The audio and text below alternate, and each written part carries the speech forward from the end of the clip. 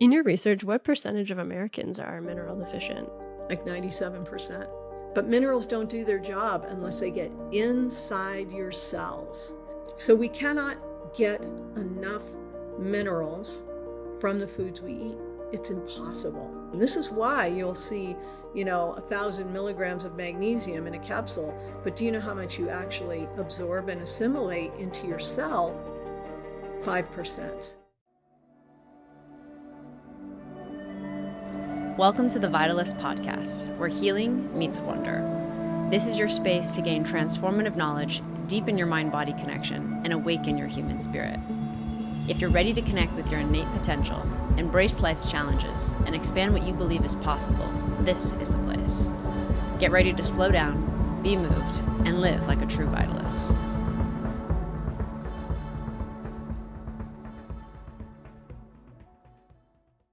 So I would love to just start with your story because I think a lot of women will be able to find themselves in your story. And I think you have such an inspiring story. So you don't mind sharing what led you to discover minerals and sort of reclaim your health that way. I guess it's actually about 12 years ago now. I was in very ill health. I was kind of finishing or completing a corporate career in the high-tech world. I was a project manager for hire for really large technology projects, and I completely burned out. I'd been struggling for a long time with several chronic health issues. I grew up with an autoimmune condition. I also had gluten intolerance all my life. I had blood sugar issues, had insomnia all my life. In addition, in kind of more recent years, I had had a very bad mold exposure event that had created all sorts of ongoing sinus problems. I also had a lot of teeth problems and mouth problems, really bad gingivitis, deep pockets in my mouth, bone loss in my teeth. And I'd been to several dentists trying to heal my problems. Now, like most of us, I was thinking all these different things were individual issues. And I went to lots of doctors, practitioners, you name it, I have done it, trying to heal myself, whether it was emotional work or energy work or physical, taking tons of supplements, all sorts of prescription drugs, just you name it, I've done a lot. So then it was about 2010 or 12, or about 2010 actually, I met Dan Howard, who's now my business partner, and he suggested I try these plant-based minerals. And they were a liquid drink, tastes like water. And after taking so many pills, I had a lot of pill fatigue at the time, but they were easy to take, and I took them every day. And I didn't feel that much at first. I mean, I really didn't notice that much. Now, to be clear, I also was pretty disconnected from my body at that time from working in the corporate career. It's like stuff it down and keep going, So I wasn't probably as connected as I am and aware of my body back then as I am now. But about 2 months in, I went to my dentist and she looked in my mouth at the exam and she was like, oh my gosh, what's changed? The tissues in your mouth are pink and healthy. They're not red and inflamed. You didn't have any bleeding when you were having your teeth cleaned. What's different? I was like, wow, this is kind of cool. I think maybe it's these minerals. The other piece that I forgot to mention is I also had flatlined adrenals, and my adrenals had been flatlined at this time for over a year. And I had been to a couple different doctors and was at that time working with a naturopath trying to jumpstart my adrenals. With nothing had worked. At my last appointment, she'd give me hydrocortisone. I didn't want to take that. So she looked at my adrenal test results, and they were 1/3 of the way up the chart. This was a huge, huge difference. That's when I really started paying attention. And I was like, wow, I think it might be these minerals. Now, over the space of 8 or 9 months, all of the symptoms that I've mentioned, I mean, I'm still gluten intolerant. That's just something that goes on with my body. But all the other symptoms have cleared. Now, here's the thing. As a result of it, I was left with this incredible curiosity about how minerals of all things, something that no practitioner or doctor or anyone had ever mentioned might be helpful to me, had made such a difference. For people new to the conversation of minerals, what are minerals and how many are Mhm. there in the body? Well, here's the interesting thing. So, this is the reframe that I love to do with minerals. So, just look around where you are right now. If you're driving in your car, if you're sitting at a table, if you're in a house, or if you're out in nature, wherever you are right now, look around you. All of the structure is minerals. Actually, all of the structure in the universe is minerals. All of the structure in your body, if you keep going down, is minerals. So when a plant grows in the soil, it pulls minerals from the soil to create all of its structure, whether it's a small pea shoot or a huge California redwood tree. It's all minerals. When a baby grows in a mother, the way that the structure of that fetus is created, I mean, there's of course so many biosynthesis processes, but at the bottom level, the structure is minerals. And where do those minerals come from? From the mother. So after having two children, no wonder, and I was already depleted, no wonder my teeth were like starting to, they were like, my body was like, we need these minerals. We're going to use them elsewhere. So that's the first thing to think about, is that all the structure in your body is minerals, all the structure in the world. Your body, they are most practitioners and scientists will agree that there's 17 minerals definitely that you need, and some people say 22. Now, the interesting thing about these minerals, and this is the reframe that we have to do, is it's not like in your car you need gas and you need oil and you need windshield wiper fluid and you need, whatever, you need these fluids and you can fill up the tank, but your body, it doesn't work like that at all. It's not parts and pieces, and it's not a mechanical device that you can just say, oh, I need some magnesium, let's throw some in. Oh, I need some zinc, let's throw some in. Because minerals are ecosystem tools. And if you think about nature, if you go out in your garden or you go in a forest or really anywhere in nature, minerals don't show up in large concentrations, because if they do show up in large concentrations, it's usually toxic to cellular life. So even something like magnesium that your body uses a lot of, it's called one of the macro minerals, potassium, calcium. These are macro minerals. But if you put them in a large concentration, let's say in your garden, the plants in that area will either struggle to survive or die. Now, why is that? It's because ecosystems work in a completely different way than your car. They work in small, balanced, measured amounts over time, because they all have relationships to one another, like your heart and lungs. They work together. Everything in your body, which is also a natural ecosystem, works in balanced, in small amounts over time. And that's how homeostasis or balance happens in the body. And that's how people thrive. When you have stress, big stressful event in nature, like an earthquake or a flood or a fire, these things are signs of an ecosystem out of balance and trying to regain balance. So what we want to do with our body is shift our whole thinking to, we're not like a tank and we're just trying to throw stuff in there, like all the pills we're all taking. What we want to do is start thinking, okay, if it's an ecosystem, how would I treat it? If you're saying that we shouldn't be taking, let's say, a purely magnesium supplement and be shifting more to a broad spectrum mineral replenishment source, Mhm. and plants pull it from the soil, can we get it from our food? So here's the thing.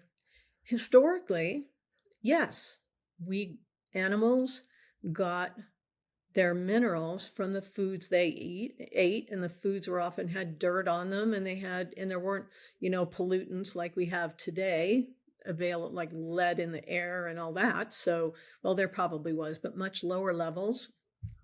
There's several things that have happened.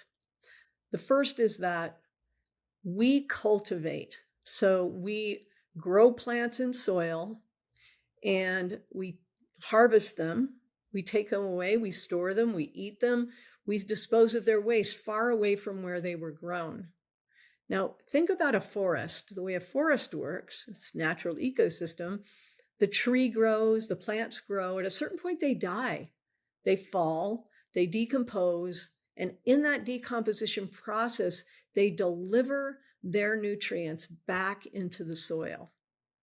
And this is what I call the sustainable loop that nature relies on. And humic and fulvic, these mineral complexes that we're going to talk about, they are the connecting point. They are an ecosystem's way of storing minerals, that foundational fuel for the body, for use at a later time by other cellular systems. So we used to also get a lot of humic and fulvic in our water, et cetera. So now our soils are deficient, mineral deficient. In fact, there's a 2024 study. I might be wrong about the year, but it's definitely a study that was done comparing foods grown in the 1950s with foods grown in 1999. And they found a significant decline in protein, vitamins, and minerals. Simply because if you're growing food in the soil, if you think about the plant taking minerals out of the soil and they never get back, after a while, that soil ends up, we've been doing this for 50, hundreds, in some cases, hundreds of years in the same soil. And it's even if you have your backyard garden, your organic garden, it's the same thing. You see, you're growing in that soil. If you don't find a way to amend that soil and get that mineral content back in. So we cannot get enough minerals from the foods we eat.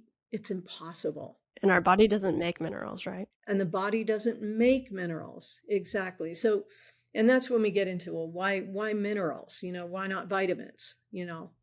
So how can we supplement our minerals? So if we're not going to get minerals from our food, when I think of a mineral, I think of a rock, but you have a plant-based mineral. Can you describe what the difference between a plant-based mineral and other forms of minerals? I can, yes. So when you go to the health food store and you look at all the pill bottles on the wall there, and it's like so many milligrams of magnesium or zinc or potassium or calcium or whatever, chromium, selenium, on and on. Most of those are made from rocks, shells, bones, or salts. Now, it's not that those are bad. It's just that they have very low bioavailability in your body. Salt is actually separate. We can talk about that separate, but rocks, shells, and bones. I mean, if you get a rock or shell or bone in your mouth, you usually spit it out because your body doesn't digest those very well. Okay. Even though it's in a very fine powder, it still has to be broken down in your digestive tract to its ionic chemical size components ready to be absorbed through your gut lining. And if you have any issues with your gut lining, say you've got SIBO or IBS or Crohn's or some other inflammation of your gut lining, so you're already struggling with absorption, then you have even lower absorption. This is why you'll see, 1,000 milligrams of magnesium in a capsule, but do you know how much you actually absorb and assimilate into your cell? 5%. So the thing you have to think about is, if you've ever fed a plant in your garden, maybe too much nitrogen, put too much nitrogen on it and you'll see it burns. Now, if you think about your gut and what we know now about the gut, it's this incredibly diverse, rich ecosystem with a lot of plant life. You don't want to put concentrated amounts of something like magnesium or calcium or any mineral in your gut because your ecosystem says, I have a concentration. It's like, oh, too much magnesium right here. We have to now figure out what to do with it. So we're going to eliminate a lot of it. We're going to bring in a lot of water to eliminate it out because it's too much. We're going to find other balancing minerals like phosphorus and calcium, which are the balancing minerals for magnesium. And where is it going to get that? From your bones and your teeth. So if you're using magnesium for, say, sleep, and a lot of women, as they move into perimenopause, they have sleep issues, and then they're told to use magnesium for sleep. And I'm like, no, not a good thing for bone health. You don't want to use a single mineral like that. You'd be much better off to use these plant-based minerals. And we'll talk about what they are, because they're completely different. And they were designed by nature to be the mineral replenishment tools for every cellular system on Earth. Let's get into them because I Yeah. think there's so much intelligence in these complexes. And I remember when I first read your bottle and it was like complete mineral and electrolyte and it had one ingredient, I was so confused. Right. So if you could break it down like from soil to bottle, what that Yes. looks like and what the product is, I think that would be great for our people. And I also will mention that, in the future, what we've done, we've changed our kind of our description on our website now. So you can go and you can actually look at the entire list of all of the minerals in our products, which is a nice thing. Because if you look at our bottle, it says so much humic or so much fulvic. And you're like, what the heck is that? I was looking for minerals, you know. Yes. So humic and fulvic, and particularly the humic and fulvic that we use in our products, comes from ancient decomposed rainforests. 65 million years ago, the earth was covered with rainforests. It was a warm, damp climate. And a meteor hit the Yucatan and it killed, this is the end of the whole dinosaur era, killed all of the dinosaurs, killed 75% of all life on Earth in a few hours. And all of those rainforests died and decomposed. Now, there are different humic, and as they died and decomposed, because when freshwater plants decompose, they create this through a microbial process, the resulting material is called humic and fulvic. Okay. Now there are things in the Himalayas, they have shilajit, and that's a humic substance. In the British Isles, there's peat, a humic substance. In the Amazon basin, terra preta, also a humic substance. We use a material found in North America, in Southwest United States, called humate. It's a black crystalline substance, like it's incredibly mineral rich. Imagine the energy of an entire rainforest decomposed down to a single strata of earth about 10 to 12 feet below the surface. So it's also not had any contact with modern pollutants, even acid rain or, contaminants in the air. So this material is this humate material we take to our facility and we extract using a water-based process. And that's really important to know because most people have heard of, if they've heard of humic and fulvic, they've heard of humic acid and fulvic acid. Those are great, but the problem with them is that they've been extracted using hydrochloric acid. Again, not bad. You have hydrochloric acid in your stomach, but they're terrible to taste. So they're not easy to ingest. So we use this process that renders this liquid that just tastes like water. It tastes like really, maybe a little alkaline water, a little minerally water, but it doesn't taste bad. And if you put it in your glass, like I do, it just tastes like water. So the thing about humic and fulvic, and I want to clarify how they work and what they are. Humic is a large molecule. It's much larger than a cell.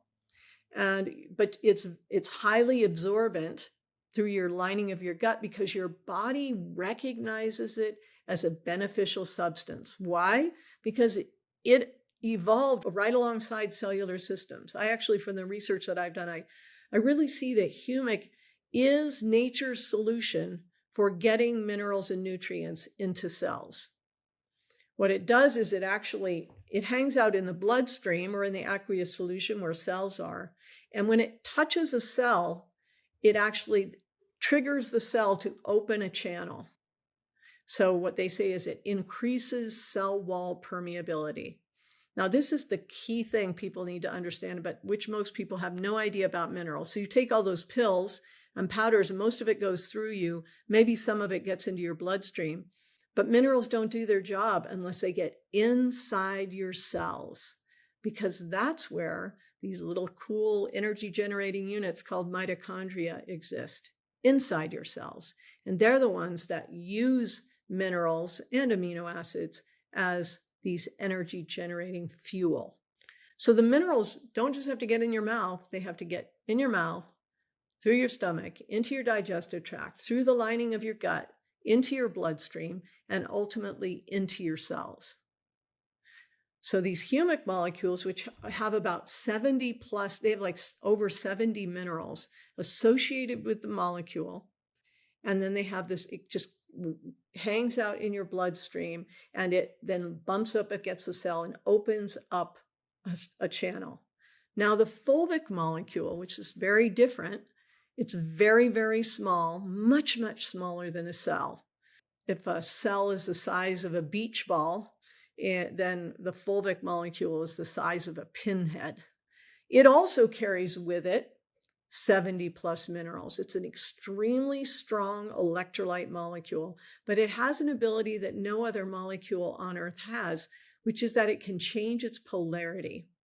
Now, what this allows it to be is a delivery system. So the humic molecules bumps up against the cell wall and opens the channel. The fulvic starts to go through that channel, and the body says, oh, fulvic, we know fulvic. This is a great substance. Let's let it in, because your cell wall won't let anything in. It's the whole point of a cell wall is to try and keep toxic substances out. So most things, like a magnesium molecule, has to hit up against it. And the body says, oh yeah, that's magnesium, let it in.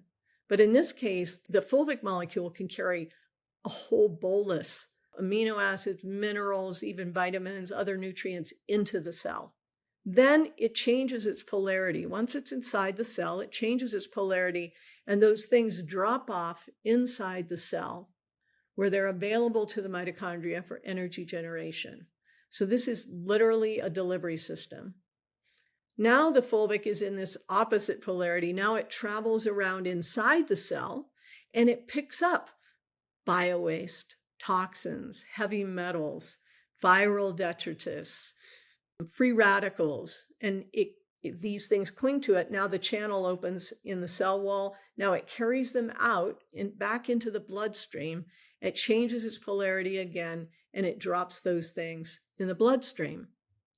Now, what's even cooler is humic, which I actually call humic Mother Nature's janitor, because it literally hangs out in your bloodstream, moves through your bloodstream, picking up all that stuff that your body no longer wants: biowaste, toxins, heavy metals, glyphosate, nanoplastics, senescent cells, meaning cells that have died, all sorts of other toxic elements. They cling to that molecule. Humic is like, imagine a sponge. You know how the surface is really, there's all these pockets, and that's how the surface area of the humic molecule is. What's interesting is it has different charges at different places on that surface area. So it's not all negative or all positive, which allows it to actually gather some positive molecules, some negative molecules to it. At a certain point, this molecule, the humic molecule, gets so heavy at a molecular weight, it falls out of solution, out of the water. Like if you took some, a powder, and you mixed it in this glass and you let this glass sit for a while, the stuff would settle to the bottom. That's what precipitating is.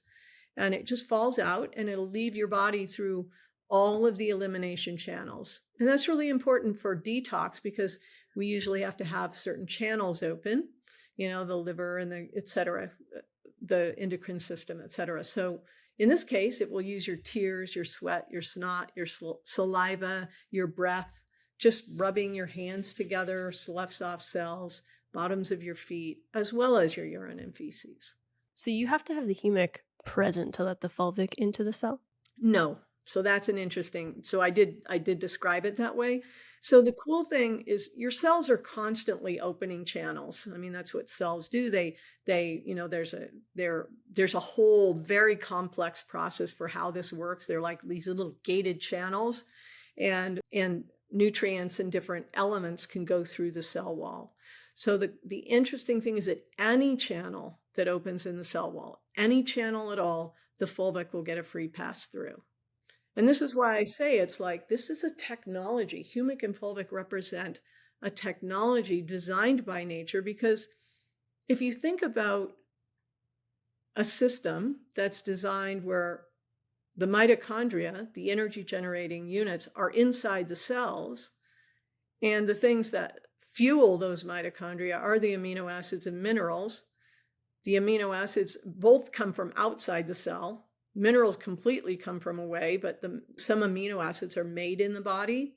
So, but they all have to come and become and get integrated into the cell. So there had to be something. If cellular life, the amazing, beautiful, complex cellular life that we have on this planet, if it was going to thrive, there had to be some way, some process for this to happen. And that's what, from the research I've done, that's what I see humic and fulvic represent. Have you seen in your research the intelligence of these substances interacting with the intelligence of the body in terms of a hierarchy of healing?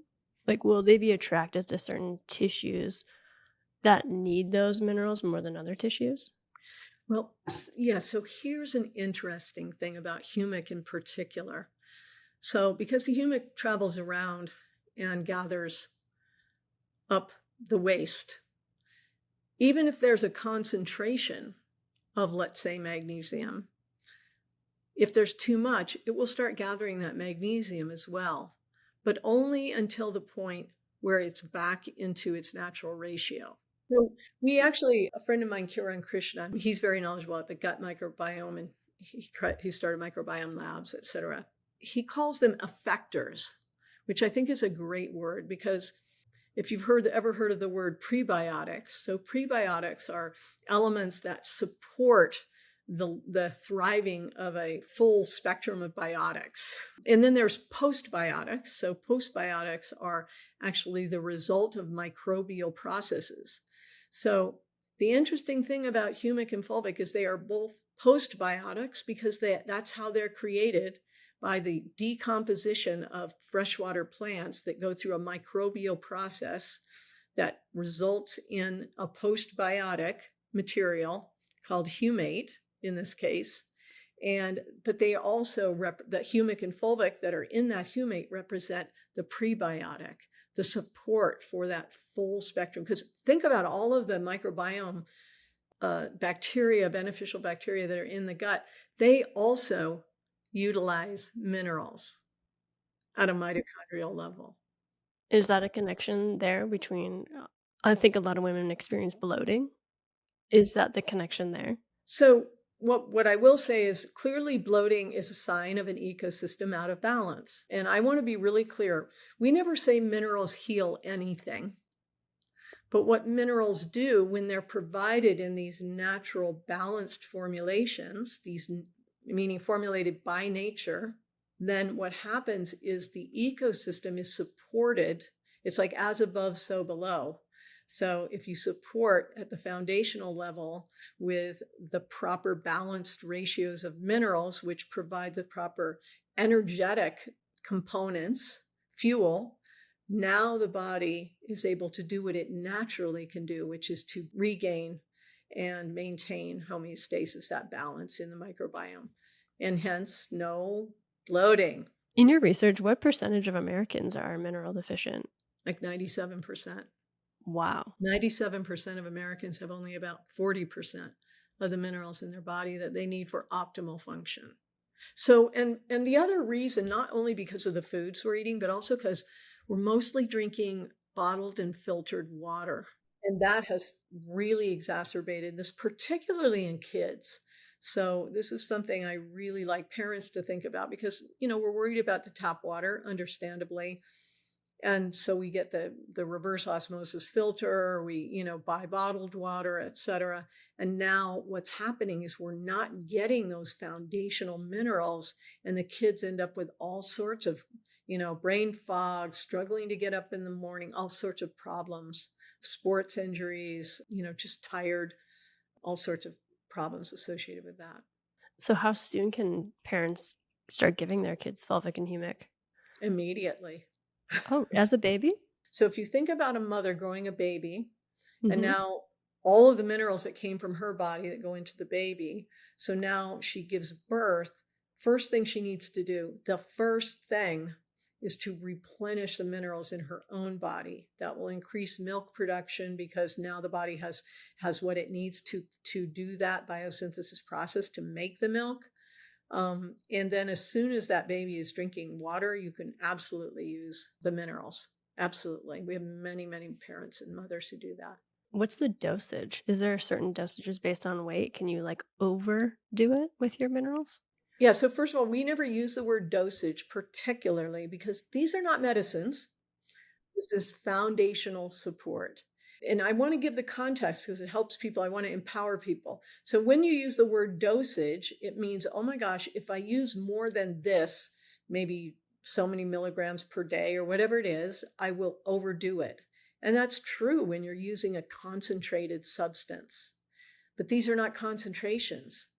These are these full spectrum. So the beautiful thing is that the amounts of each mineral in the humic and fulvic substances is in the same ratios of minerals that your body uses. So there's a lot of magnesium relative to something most people probably never heard of, but you absolutely need, like molybdenum or vanadium. These are minerals that you absolutely have to have. We do, just so you know, on the back of our bottles, there's a little QR code. You can scan it, and there's a chart for how to determine how much to give to your child. So, and it's just by weight. But these aren't like hard. It's not a dosage. This is like, you know, if you feel today, I feel, I'm feeling low. I feel a cold coming on. I might take some extra micro boost. If I feel like I just went to the gym and had a really intense workout and I feel I might go and have a little extra electrolytes. You see, so they get to be used as tools in your life, and they're just so different because they're ecosystem tools. They're designed to work with your system in that very gentle way. What do you say for the people who reach for the salt forward electrolytes? How are they different to what you offer? Yeah. So I'm sorry to say that I am not a fan of salt-based electrolytes. I don't think they're good for you. And they were designed for soldiers and athletes who were in intense situations and they were like crashing. So if you're out in the desert and you have nothing and you're going to crash, you should take some salt-based electrolytes today for one moment. But they are not designed to be used in the body every day. And here's the thing. Your digestive tract is a freshwater system. It's not a saltwater system. If you've ever taken a glass of salt water and drunk it, you'll know it makes you feel queasy and it will make you urinate a lot. So there's two things. So first of all, it trashes, if you use those on a regular basis, it will trash your gut microbiome. It is not going to be conducive to a healthy, thriving, diverse microbiome. The second thing is that although salts are very bioavailable, meaning they will get into your bloodstream, when you take a lot of salt like that, it actually messes with the salt balance in your body. It also irritates the lining of your bladder and kidney over time. It will make you urinate more. Now you're flushing. So I call it you're irrigating rather than hydrating. Hydration means actually getting water inside your cells. And water is not just H2O. Water means water and minerals. Water is a carrier molecule. It's only really useful for you when it has minerals and nutrients in it. That's how things move around your body, right? With water. But you have to have the nutrients in that water. So drinking distilled, reverse osmosis, plain water just flushes. The water goes straight through you.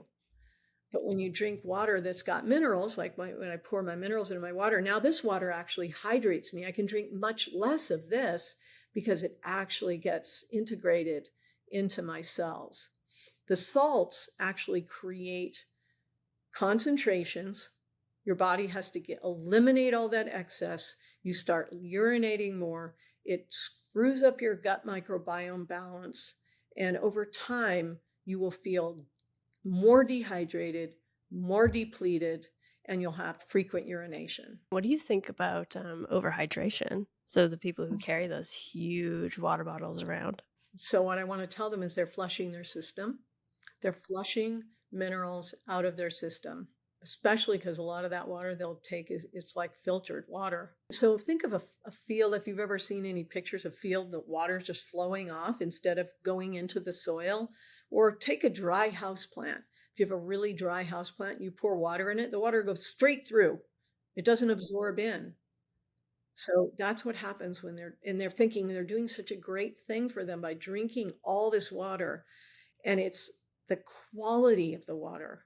It's not the quantity.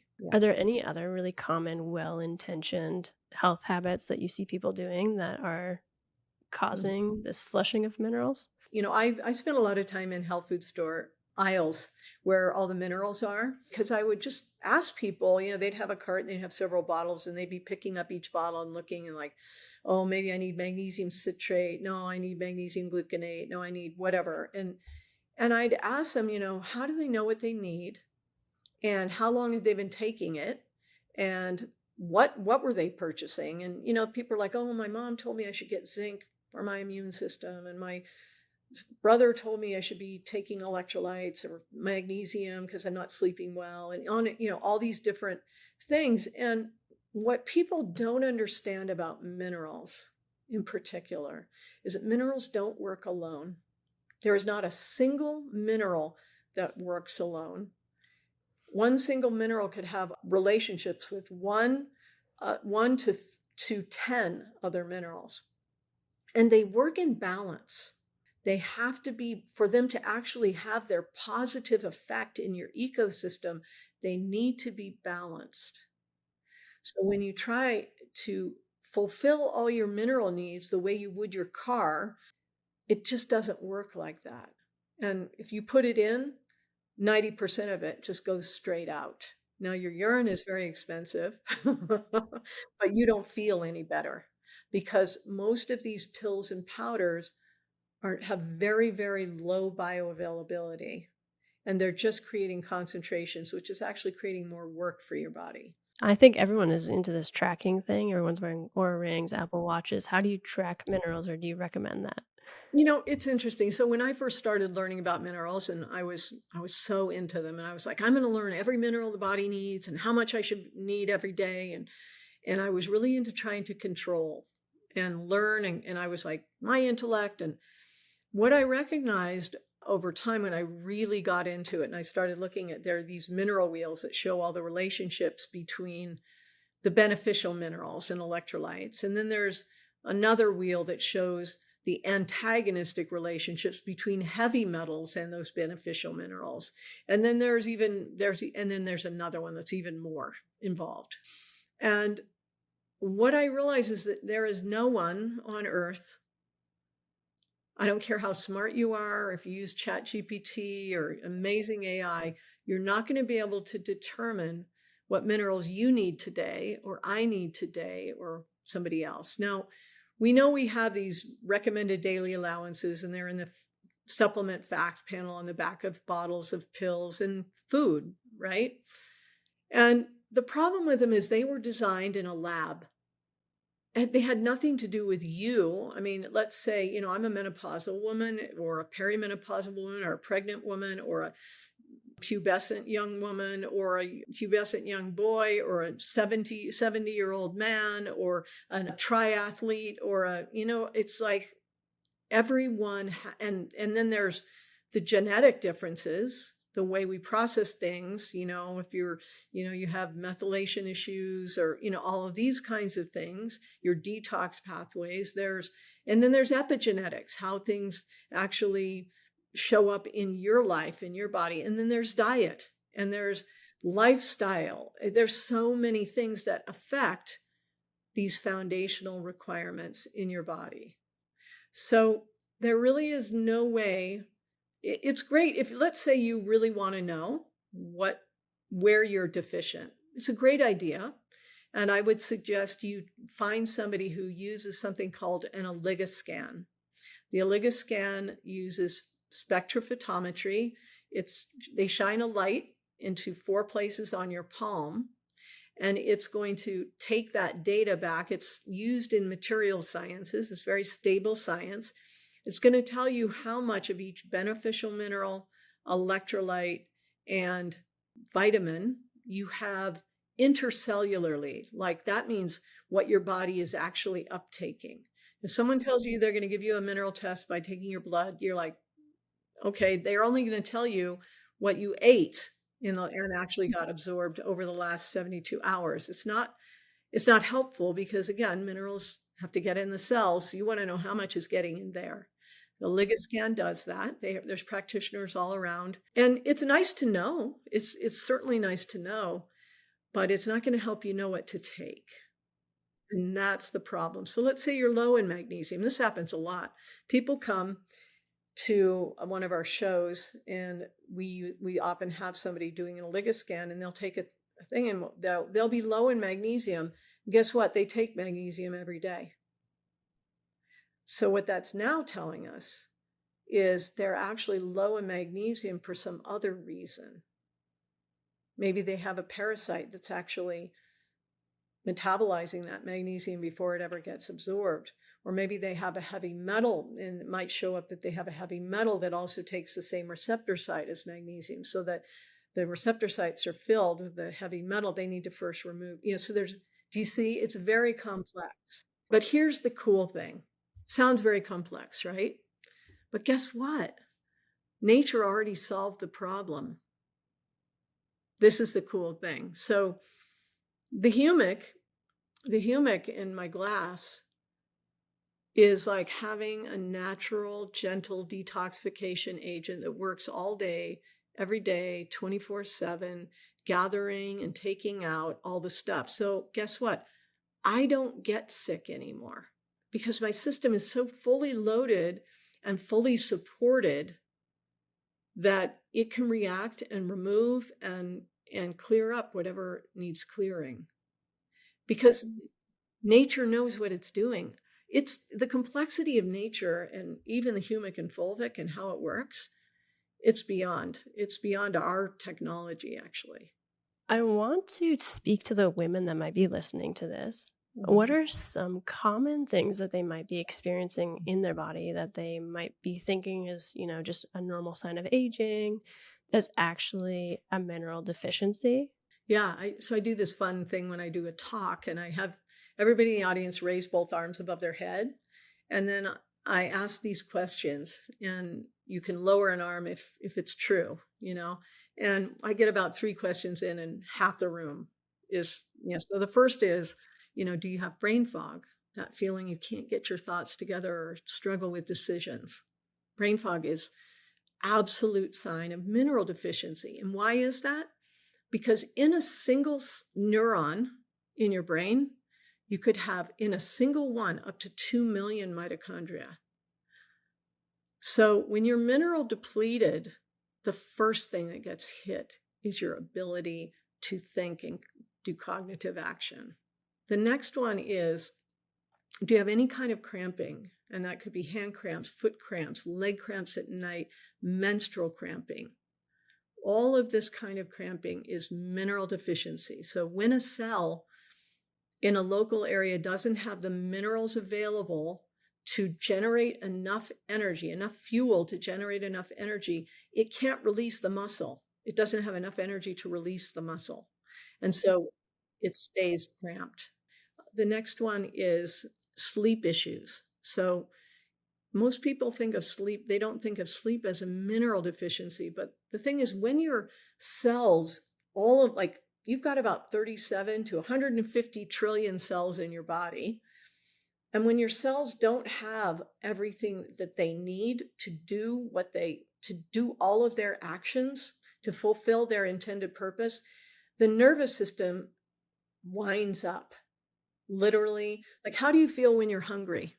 We say hangry. You feel on edge. So now imagine every cell in your body is literally on edge. And then what does this hungry cell crave? Sugar and salt. So what are the cravings that we usually have? Something sweet, something crunchy and salty, right? These are cells saying, I don't have enough. The other one is if you have any heart irregularities, like your heart flutters or it does, the big bump, the boom, ba boom, ba boom, that kind of thing. These are also related to mineral deficiencies.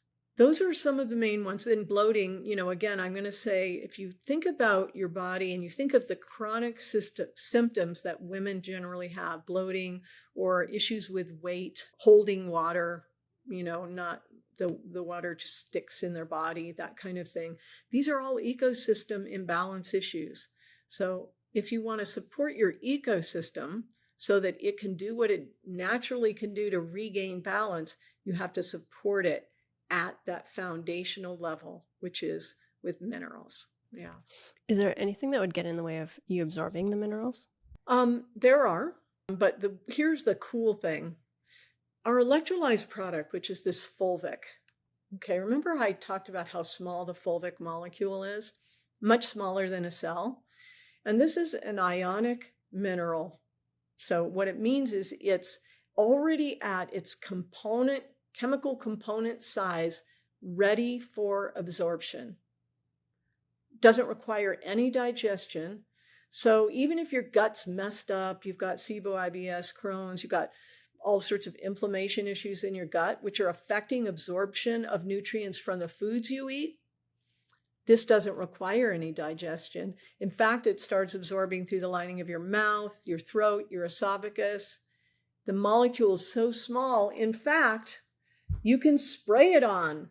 Put it on. I let it go in my eyes because you've got so many mitochondria inside cell in your eyes. You just get to spray it right on your skin. It absorbs right through the skin into the muscle in like 3 to 5 seconds. So, and you have ones with essential oils in them too, right? We do. So my favorite one, actually, in fact, our ingestible products, electrolytes and microboost, are probably our favorite products of our people. But this HappyLytes, it's a second favorite or third favorite, I guess you'd say. And it has bergamot in it. So bergamot is an essential oil for most people. When they smell the smell of bergamot, because your olfactory, your sniffer, is associated with your lower brainstem. That's why when people smell the smell, they remember a memory from childhood. So what it does is it actually triggers the release of endorphins. So you can change your neurotransmitter wash, which is your mood. Your mood is your neurotransmitters. So you can change that wash in your body in a few seconds, 5 to 7.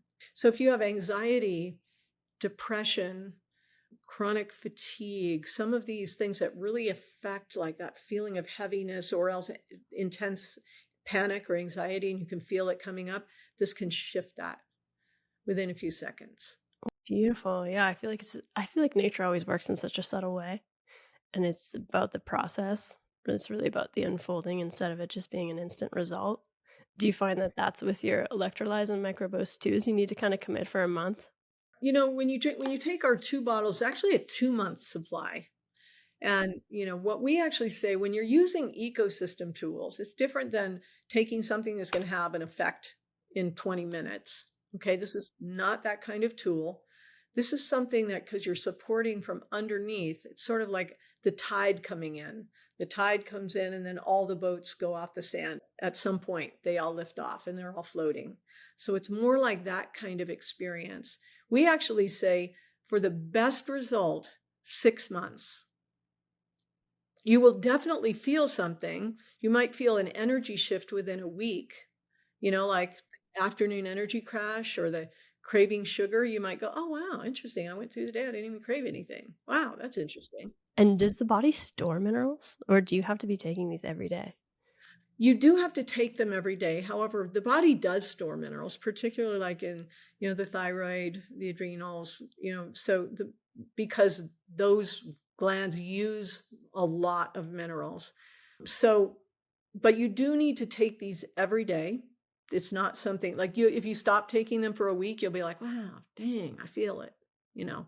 So they will build up your stores over time, which is why now, like when I first took these, started taking these, I had no resilience. I had like zero bandwidth.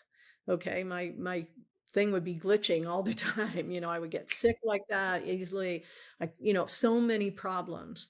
But now I have so much resilience, my body can encounter a cold, a flu, things on the airplane or whatever, and it just fights back immediately.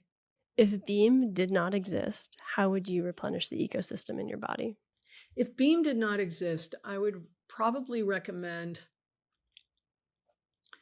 that you find another source of humic and fulvic. Now, my next choice would be shilajit. However, the problem with shilajit is sourcing. It's extremely important. So what's happened in the East is people have recognized that the Westerners will buy shilajit for a lot of money.